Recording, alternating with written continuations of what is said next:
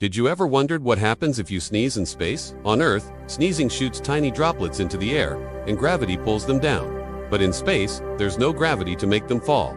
Instead, those droplets float around, like little germ-filled satellites. And here's the twist: because astronauts wear helmets during spacewalks. If they sneeze inside, it's like sneezing in a fishbowl. The droplets just bounce around until the ventilation system catches them. So next time you sneeze on Earth, be thankful for gravity.